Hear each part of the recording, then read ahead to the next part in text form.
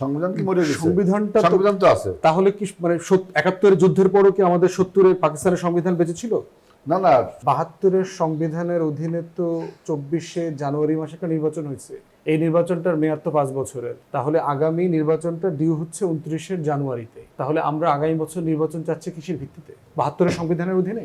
একটা বিষয় হচ্ছে আমি বলছি সংবিধান মরেনি, আমি এটা বলছি সংবিধান মরেনি। তাহলে আমাদেরকে মেনে নিতে হবে হাসিনা যেভাবে ১৫ আগস্ট বলেছে না, সে এখনো এই রাষ্ট্রের প্রধানমন্ত্রী। আমরা সবাই নির্বাচন চাচ্ছি গণ অভ্যুত্থানের ম্যান্ডেটের কারণে।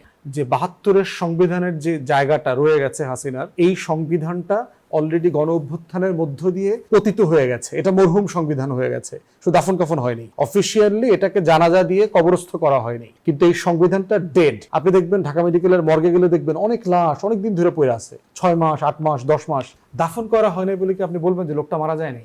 এই জন্য সংবিধানটা বাস্তবতা তাই হয়ে গেছে যে এই মানে আইনি কথাবার্তা বলেন, লজিক আইন দিয়ে বলেন যে কিভাবে একটা সংবিধান দাফন কাফন হয়ে গেছে বা একটা কিছু হয়েছে, কিভাবে হয়তো মুখে আপনি বলতেই পারেন, আইন দিয়ে বলেন। ৭২ সংবিধানের অধীনে তো ২৪ জানুয়ারি মাসে একটা নির্বাচন হয়েছে।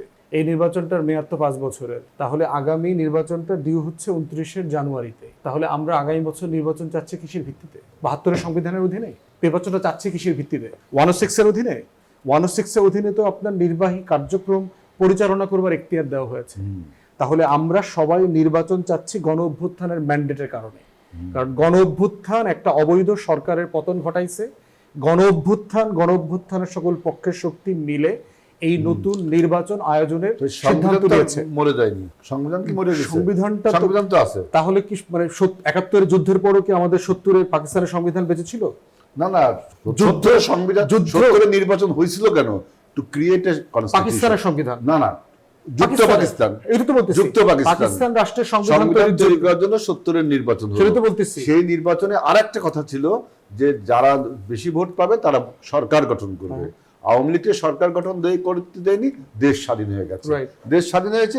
এবার ওই আমাদের এই প্রদেশ থেকে যা জিতছিল তারা একটা সংবিধান সভা করেছে। ওটা তো জানি, তারা নির্বাচিত ম্যান্ডেট কোনটা? নির্বাচিত ওইটা ৭০ তাহলে পাকিস্তান রাষ্ট্রের ফ্রেমওয়ার্কের অধীনে পাকিস্তান রাষ্ট্রের সংবিধান বানানোর জন্য পাকিস্তান রাষ্ট্রের নাগরিকদের কাছে ভোটারদের কাছে ৭৩ সালে একটা নির্বাচন হলো, ৭৩ সালে আরেকটা নির্বাচন হলো, ৭০ সালে নির্বাচন।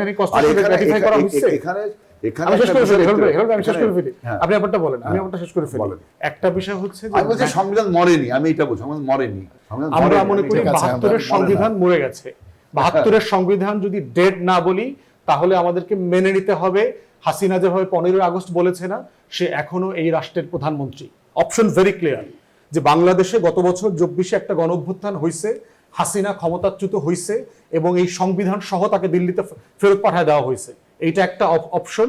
আর একটা অপশন হচ্ছে যে না, দেশে কিছুই হয়নি, দেশে হাসিনা এখনো প্রধানমন্ত্রী আকারে আছে, কারণ আর তো কোনো নির্বাচন হয়নি। আগামী বছর একটা নির্বাচন হইলে নতুন প্রধানমন্ত্রী পাবো আমরা।